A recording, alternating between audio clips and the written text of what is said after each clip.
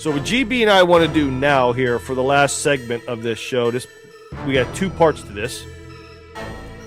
If you are a Marvel fan like I am, GB is, others, you've seen the episodes What If. GB and I did a few episodes, and there is a What If playlist on the Burgh Cave's YouTube channel. We did What If the Steelers drafted Dan Marino.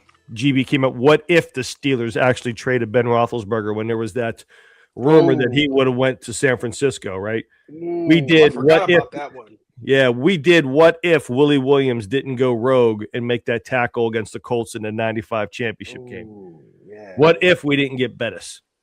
GB's got a scenario, and we want everyone's help that's watching this to help us with comments and thoughts on what scenarios and left turns at Albuquerque, per Bugs Bunny, that these moves would have if they were to happen.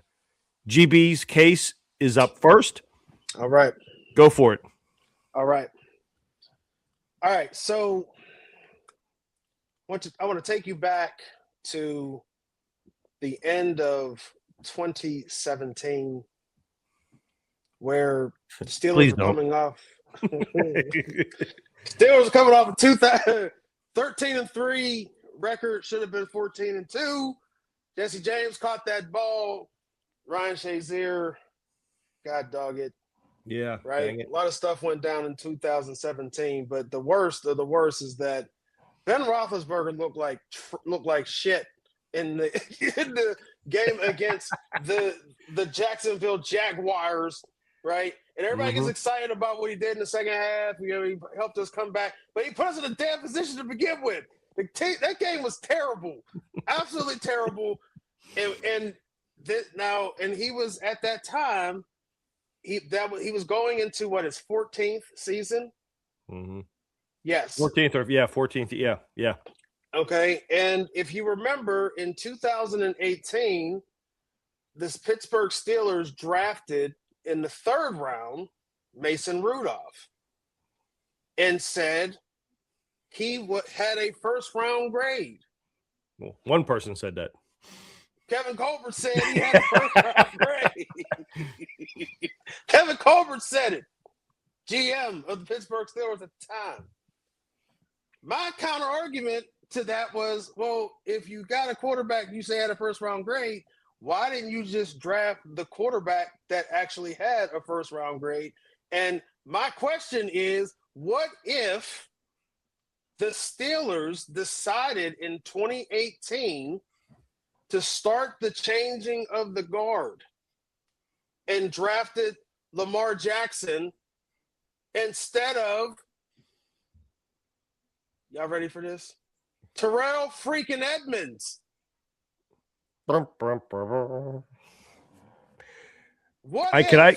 Can I present 4 or 5 quick bullet points, and then I would like for you to continue, and anybody else that wants to weigh in on this. First off, I actually had the roster from right before. Go ahead. Real quick, GB, then I want you to go ahead and speak on this, because like I said, this was your what if. Yep. I think the Pittsburgh Steelers still get Edmonds in the second round. Ben retires. Get into that. I think Ben would have retired in 2019. I don't think they make the playoffs in 2019 because they finished 8-8 that year. So we're going to say that was an even wash. And obviously, we do not get Mason. Still get Edmonds in the second round. Ben retires in 2019. They still go 8-8. And obviously, Mason Rudolph is never a Steeler. So, exactly. And I'm with you 1,000%. Okay. On that, as far as if they were that high on Terrell Edmonds, he could have absolutely been had in the second round, without a doubt. Okay. I was looking at the second round. The next DB that was actually taken in the second round was Joshua Jackson, 45th pick, Green Bay Packers, right? Mm-hmm. And if memory serves me correctly, he was a corner. He was not a he's safety. A corner. Mm-hmm. He was a corner. MJ Stewart, Jesse Bates, okay. Dante Jackson, corner. Duke Dawson, Isaiah Oliver, and then our pick at 60, we took, which I felt like was a reach at the time, even though he torched Pitt every time he played us. I think that's half the reason why the dudes picked these two dudes. Is because Oklahoma State was out here destroying Pitt. Those 2 years, they destroyed them. Good Lord. And James Washington, all 5'11" of them in long arms of him, he had one route. It was a go route. Combat catch. That was it. But, man, he did it so well against Pitt. Mason Rudolph and James Washington was giving us Jeff Blake and Carl Pickens nightmares in college, man. I'm telling you. So now we're looking at Lamar Jackson, and then if you did decide to take Terrell Edmonds instead of James Washington, or if you want to take James Washington, okay, that's all right. That's all right, because I believe that we took a receiver because wasn't that right around the time that Martavis Bryant got that was kind of like the. Yeah, I think it was back-to-back years. Back-to-back years, you lost Bryant and maybe and then AB. That's when he kind of went cuckoo. Yeah, because we had AB, Juju. Let me see, Martavis, Eli Rogers, Darius Hayward-Bay, and Justin Hunter. Good Lord. So they decided to take, like I said, they take Mason Rudolph in the third round that year. Okay. Right. Yep. And by the way, this whole 2018 draft was absolutely abysmal. It sucked too. The only thing they have left is a backup quarterback in Mason Rudolph. That's the only thing they have left on this roster, in this draft. That's it. So I'm looking here, GB, because I have the 2018 draft up here. So if Cheeks was there, right? Listen, here's what I just looked at, brother. If they would have taken Edmonds in the second round and passed up on Washington, you know who went a couple picks after Mason Rudolph's selection, which means he was there for the Steelers, was Michael Gallup. That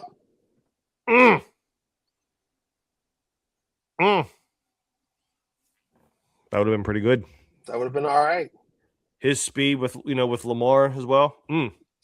And AB and Gallup. Oh my gosh. Yeah, I agree, Mr. Tommy. Now, again, I think as a rookie he wouldn't have played, but maybe when he got his chance, he could have been. And again, it really depends on if they would have adjusted their offense slightly to Lamar. But yeah, I agree. He definitely wouldn't have had any bad years, I think, with him, coming into a stable organization. But I don't think Lamar would have done well with prior staff's inability to develop offensive players. Yeah, you may have a point. I wholeheartedly disagree. And the reason why I wholeheartedly disagree is because you cannot teach that type of speed and that type of speed on and the one thing that people didn't realize when Lamar Jackson coming out of college was very, very, very, very, very accurate. That dude could sling it, right? Mm-hmm. When you add those two things together, and he was throwing to Antonio Brown, he'd be throwing to Antonio Brown, yo. Can y'all think about that for a second? So there's the thing too. By having Lamar Jackson, maybe Antonio Brown still goes cuckoo. But maybe he hangs around. I can't remember when he left. Was he gone in 18? It was 19. Was 18 his last 19? Okay. Yeah. Because that's when 18 was when that was Juju's big year. 17 was his big year, his rookie year. 17. That's when he won. I think he got that MVP or so. I think as a rookie, or it might be his second year. I don't recall. Please, if anybody knows, keep us honest on this. I don't know. You might be right. It might have been 19. Because he's like, go and ask Mr. 500 yards. Because I thought he, you know what it was, because he was only a rookie, but he played big plays. But yeah, still had Martavis Bryant. And I'm thinking of the Jacksonville game with 2017 with that offense, and you still had Eli Rogers. So I think it was 2018. It was his big year. Can we just admit that Terrell Edmonds was the absolute wrong pick? No cap to Terrell Edmonds. He played a solid, decent, halfway decent safety. But in comparison to what you could have had. He was a solid safety, but you know what? He was in position a lot, just didn't make plays, and that'd have been good for like a late second, early third rounder, not a first round pick. Considering what like you Sean gave up. Davis. We got Sean Davis in the second round. Yeah. And he Sean was Davis was the second round. Yeah, and he was solid. He wasn't great, but he was solid. Yeah. So we could have got him in the third. Could have got Terrell Edmonds in the fifth. No, I'm kidding.